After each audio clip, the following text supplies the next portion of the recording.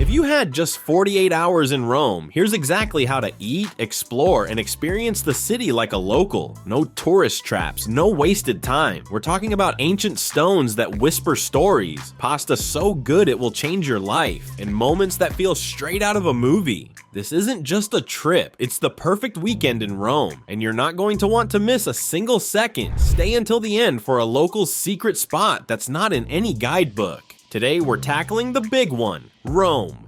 We're hitting the Eternal City for an epic weekend. 2 days, 1 carry-on bag, and a stomach ready for pasta, pizza, and gelato. This isn't just another checklist. This is a curated Rome food travel plan designed for maximum experience and minimum stress. It works whether it's your first time seeing the Colosseum or your 10th time searching for the best carbonara. We've got a lot to see and even more to eat, so let's get started. Our perfect weekend in Rome begins bright and early on day 1, because this city rewards the early riser. Forget a lazy hotel breakfast. We're doing it the Roman way. Head to a local bar, which is what Italians call a cafe. Find one with a bustling counter, like a spot in the Monte neighborhood, and order an espresso and a cornetto. The espresso, a quick, powerful shot of energy, costs around €1.50. The cornetto, Italy's softer, less buttery cousin to the croissant, is often filled with cream or jam. You stand at the counter, drink your coffee, eat your pastry in 3 bites, and you're out the door in 5 minutes, fully charged for the day. From there, it's a short walk towards the heart of ancient history. You'll first pass the massive white marble monument in Piazza Venezia, often called the wedding cake. It's impressive, but our real destination is just beyond. The pro tip here is non-negotiable. Be at the Colosseum by 8:30 a.m. when it opens. Buying your ticket online in advance is essential. Walking into the nearly empty amphitheater as the morning sun cuts. Long, meandering Italian dinner where you have multiple courses. You start with the antipasti, you can get a primi, a pasta course, a secondi. Across the ancient stone is a surreal experience. You can almost hear the roar of the crowds from 2,000 years ago. Take your time, find the best photo spots on the second tier, and just absorb the sheer scale of it all. Your ticket also includes the Roman Forum and Palatine Hill next door, where you can walk the same streets as emperors and senators.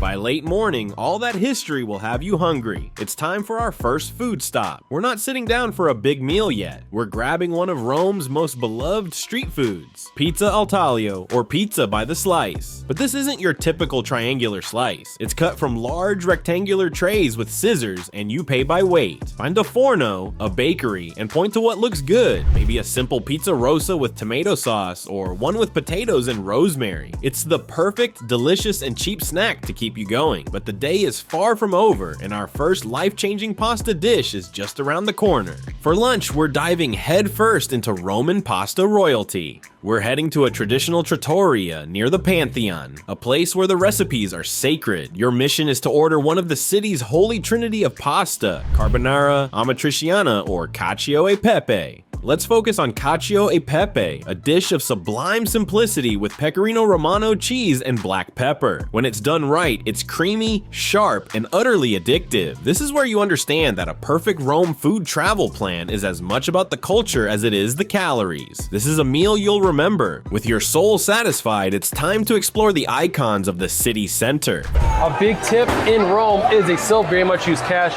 Unlike London that's gone cashless, cash is still very helpful to have around, especially at farmers markets, cafes. First, the Pantheon. Walk through the giant bronze doors and look up at the oculus, the incredible open hole in the dome, a masterpiece of ancient engineering. It's free to enter, and it's a moment of pure architectural awe. From there, wander through the charming streets to Piazza Navona, a stunning square famed for Bernini's Fountain of the Four Rivers. It's a living art gallery, always buzzing with artists and performers. Our next stop is the one you've seen in every movie, the Trevi Fountain. It's always crowded, but it's always worth it. The tradition says to toss a coin with your right hand over your left shoulder to ensure your return to Rome. My pro tip, go to the left-hand side of the fountain for a slightly less crowded angle for your photo. Now, for a crucial reward, just a few steps from the fountain, you'll find some of the best gelato in the city. Find a spot like Frigidarium, where they dip your cone in melted chocolate that instantly hardens into a shell. For art lovers wanting a quick detour, pop into the Church of San Luigi dei Francesi nearby to see 3 breathtaking paintings by Caravaggio for free. As the afternoon light begins to soften, it's time to find the perfect sunset. You have two incredible options. For a classic, accessible view, head to the Pincio Terrace above Piazza del Popolo. It offers a sweeping panorama of the city's rooftops as they turn gold. For an even more epic vista, make the climb up Gianicolo Hill. The view from here encompasses the entire historic center, and watching the sun dip behind the dome of St. Peter's is a truly unforgettable moment that cements why a weekend in Rome is so magical. As evening sets in, we cross the river into Trastevere. This neighborhood, with its ivy-draped buildings and cobblestone alleyways, is pure romance. It's packed with restaurants, but we're looking for a small, family-run place where the owner greets you at the door. Here you'll have dinner. Order what the house recommends, maybe some saltimbocca or a slow-cooked oxtail stew, and pair it with a local Lazio wine. The atmosphere is everything: loud, joyful, and authentically Roman. After dinner, if you have any energy left, a quiet stroll along the Tiber River is the perfect peaceful end to an exhilarating first day. We've still got 3 more must-eat dishes before the trip ends, so get some rest. Day 2 starts with another early wake-up call, but for a very different kind of pilgrimage. Just walk around to a side street. You might find some better, smaller restaurants. They'll probably still be expensive, but you'll probably get a little bit better food. Bon appetit. We're heading to the smallest country in the world, Vatican City. To beat the crowds, you need to be here before the doors open. Again, book your skip-the-line tickets for the Vatican museums weeks, if not months, in advance. But first, breakfast. Near the Vatican walls, you'll find bakeries selling a Roman specialty, the maritozzo. It's a soft, sweet brioche bun, sliced open and filled with an almost obscene amount of whipped cream. Paired with a cappuccino, it's the decadent fuel you need for a morning of art and history. Your Vatican journey starts at St. Peter's Basilica. Dress appropriately, shoulders and knees covered. Inside is overwhelming in the best way. The scale is immense. Don't miss Michelangelo's Pieta, a sculpture of such grace and sorrow it feels impossibly carved from marble. Next, enter the Vatican Museums, a 7-kilometer labyrinth of treasures. You can't see everything, so focus on the highlights. The stunning gallery of maps, the Raphael rooms, and finally, the Sistine Chapel.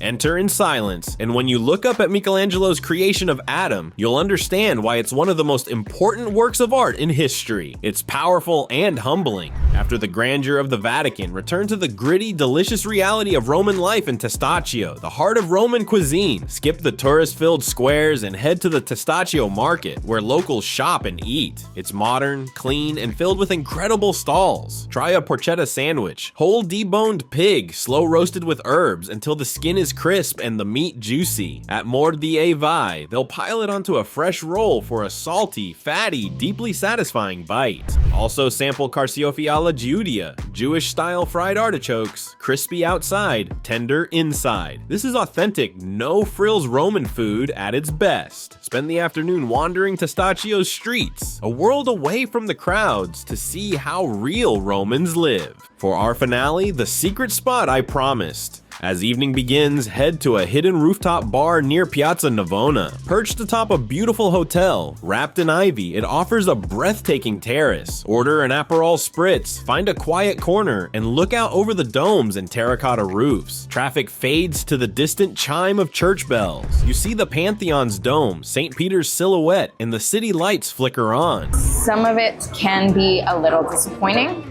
If you want to work just a little harder, put 1% of extra effort in, just walk around to a side street. You might find some. With the cool evening air and this view, you'll feel it. That's how you fall in love with Rome in 48 hours. From the ancient Colosseum to life-changing Cacio e Pepe, from the magic of the Sistine Chapel to a perfect sandwich in a local market. This is a weekend you'll never forget. And if you had one more day in Rome, what would you add? The Borghese Gallery? A cooking class? Comment below. I read them all and might feature yours in a future video. If this guide helped you plan your perfect weekend, like, subscribe for more city guides and share it with a friend you'd take to Italy.